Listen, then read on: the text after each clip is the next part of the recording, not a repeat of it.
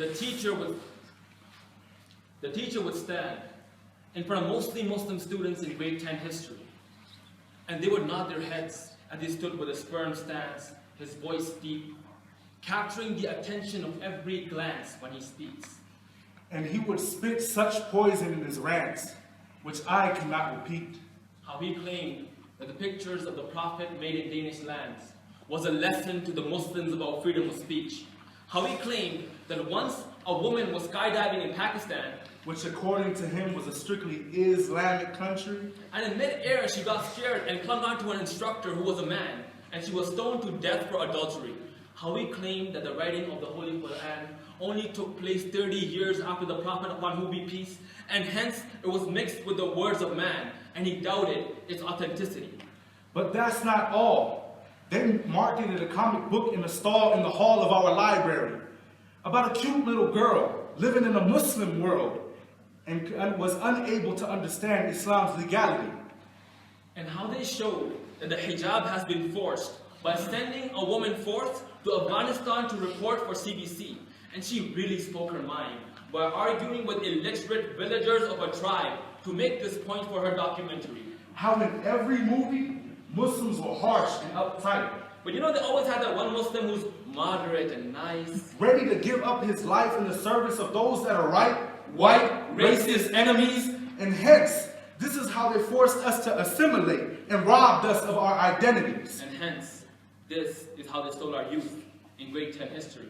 But when the youth want to accept the truth, they say that maybe it's black magic, or maybe he's an addict to the thought of being a rebel, trapped in his attic, having deep thoughts like a savage. And when he showed out, he went against the masses, trying to gather an attention that he could manage, but they were all disadvantaged with the wrong assumptions. They only had the right presumptions, because he was fasting by day and praying by night, making that dhikr, trying to get that celestial light, on a complexion which once lacked direction, rendered a filthy heart which once lacked affection, a corrupt mindset which was once filled with infection.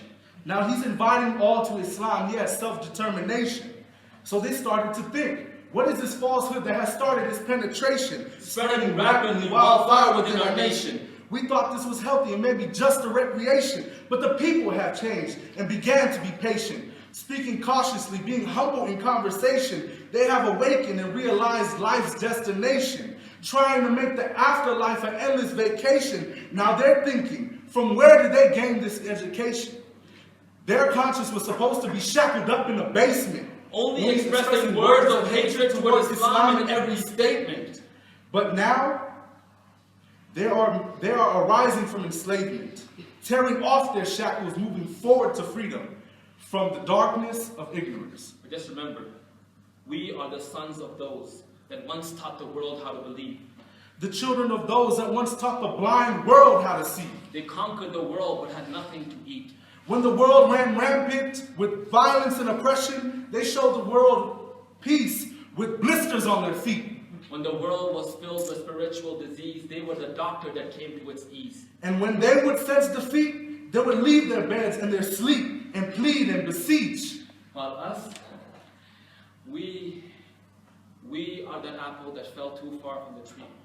We are so engulfed in our sleep. We are so afraid to bleed that we would rather plead down on our knees than see the siege that will seize the peace from our dreams.